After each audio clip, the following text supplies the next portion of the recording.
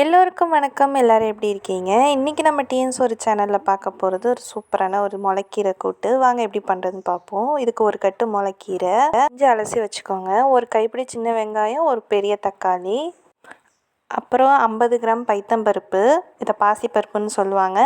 இதை ஊற வச்சு 10 நிமிஷம் கழித்து வேக வச்சு எடுத்துக்கோங்க. இப்போ வேக வச்ச பருப்பை அடுப்பில் போட்டு தேவையான அளவு உப்பு சேர்த்துக்கோங்க. உப்பு சேர்த்து 1½ கரண்டி மல்லித்தூள், 1 கரண்டி மிளகாத்தூள்.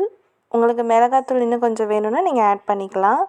இப்போ நம்ம அரிஞ்சு வச்ச வெங்காயம், தக்காளி ஆட் பண்ணி கொஞ்சமாக தண்ணி விட்டு நல்லா கொதிக்க விடுங்க. ஒரு 2 நிமிஷம் கொதித்த பிறகு 1/4 டீஸ்பூன் மஞ்சத்தூள், 1/4 டீஸ்பூன் ஜீரகத்தூள், 1/4 டீஸ்பூன் பெருஞ்சீரகத்தூள் எல்லாத்தையும் ஆட் பண்ணி நல்லா கொதிக்கட்டும்.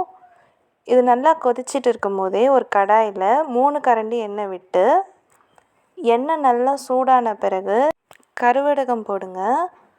அது நல்லா பொரிஞ்ச பிறகு கொதிச்சிட்ருக்கிற கூட்டில் எடுத்து கொட்டிடுங்க. கொஞ்சம் தண்ணி ஆட் பண்ணி கலக்கி கொட்டிட்டு அரிஞ்சு வச்ச முளைக்கீரையை எடுத்து மிக்ஸ் பண்ணிக்கோங்க.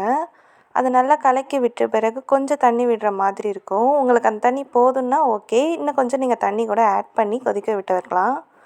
ரொம்ப கொதிக்க விட வேணாம், கீரை ரொம்ப கருகுன மாதிரி போயிடும். இந்த முளைக்கீரை கூட்டு உங்கள் வீட்டில் பண்ணி பார்த்துட்டு எப்படி இருந்ததுங்கிறத கமெண்ட்டில் சொல்லுங்கள். Like, share, comment and two subscribe. நன்றி, பாய்.